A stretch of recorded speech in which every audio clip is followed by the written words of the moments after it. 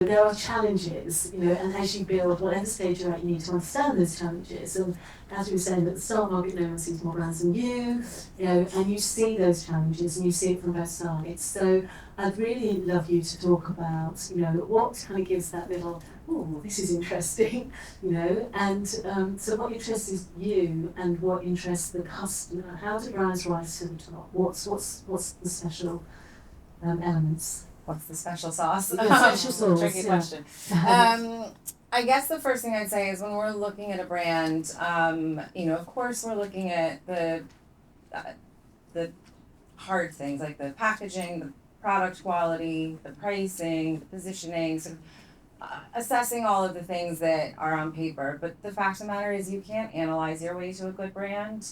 A good brand is about the emotional side, especially in beauty, and tugging on the heartstrings of the customer. And ultimately that is what we are looking for, is something that we feel an emotion about, because that is what motivates someone to buy in beauty. I think most brands, you can't look at starting a brand as a gig, right? Like it's going to be a 15 to 20 year journey and you still might not get to $400 million. And so I think it is about being on that journey of delivering for the customer, and you have to be passionate about the means, not the ends, and that like really exciting and delighting the customer.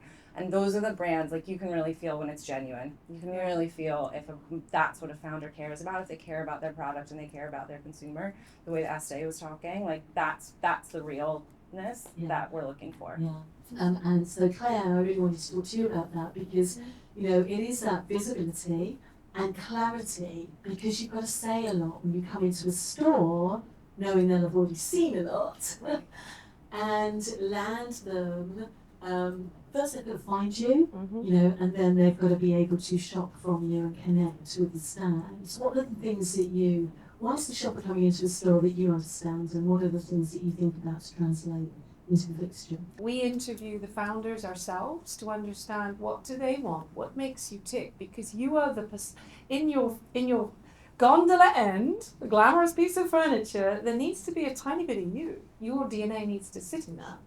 We know that the vast majority of shoppers going into Space NK, they know they have a shortlist in mind. So help them navigate, help them wayfind to the things that they're actually looking for. Design your shop around the intentional buyer more so than the browser. We're still looking for inspiration, but give me that inspiration when you've shown me what I'm looking for, and denote some of the great things that I see done is how we're connecting the social, what was seen on social. You've done that beautiful lip work at the London store at the front so that you're able to see what's trending and the best sellers are pulled up front.